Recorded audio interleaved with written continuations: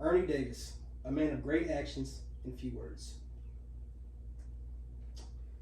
The Heisman Trophy usually highlights a person's athletic prowess. However, rarely does it highlight the type of person that the athlete is.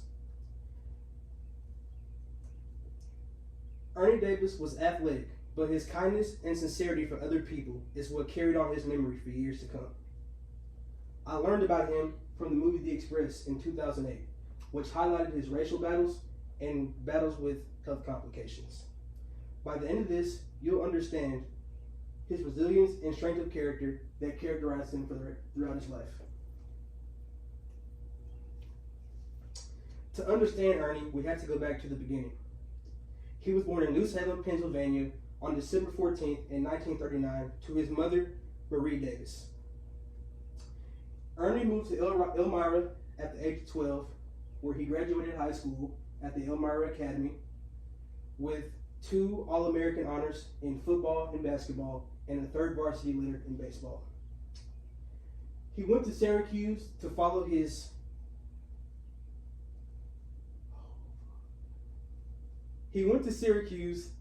Jim Brown, his idol. Here he broke records, which he still holds to this day. He surprised his head coach, Ben Schwartzwalder, because his predecessor, Jim Brown, had been very vocal about any issue that he had regarding the program and what he had going on. However, Davis took a different approach to this issue. Davis's approach to racial issues can be compared to that of Jackie Robinson. He preferred to let the win column speak for him. And the win column did begin to speak. His sophomore season, he led Syracuse to a perfect 11-0 record into a national championship against the powerhouse Texas University, where he was the victim of cheap shots by the players and racial epithets. This was recalled by his teammate John Brown in the Syracuse University magazine.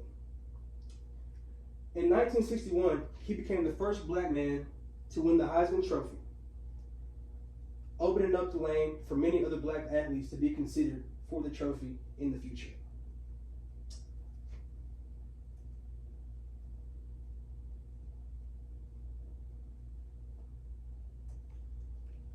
In 1961, he was drafted by Washington and then traded to Cleveland for a whopping $80,000, which was a record signing for a rookie at the time.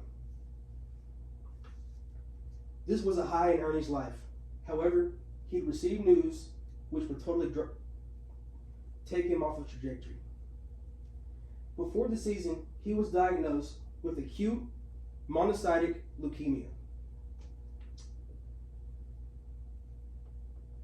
Davis could be spotted in the locker room, congratulating and cheering on his teammates, serving as an inspiration to those on the team to keep fighting. Fans still adored Ernie, however, constantly asking him for autographs and pictures. This discouraged him because Ernie was so reluctant to play with his team.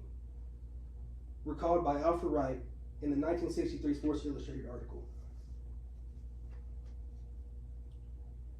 When asked about his disease, Davis had this to say: "Some people say I'm unlucky. I don't believe that. When I look back, I can't call myself unlucky. In these years, I've had more than most people get in a lifetime."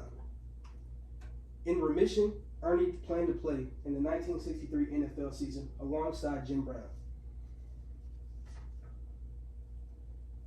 However, on Thursday, March 16, 1963, Ernie Davis went into the hospital for a treatment regarding his leukemia.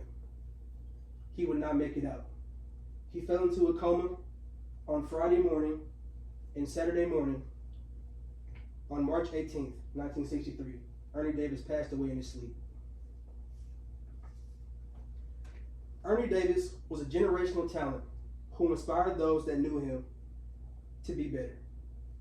In a time when people did not want to see him succeed, Ernie did anyways. He finished his career at Syracuse with 2,386 career rushing yards, 3,414 all-purpose career yards, a record which is still unbroken to this day. Ernie served as an inspiration to appreciate what you have while you're here and strive to show half the kindness that Ernie Davis did in his short time on this planet. Ernie's high school coach, Marty Harrigan, had this to say about him. Everyone knew Ernie's athletic greatness, but few realized what a great human he was. His concern for his fellow man and his affection for children was sincere. Thank you.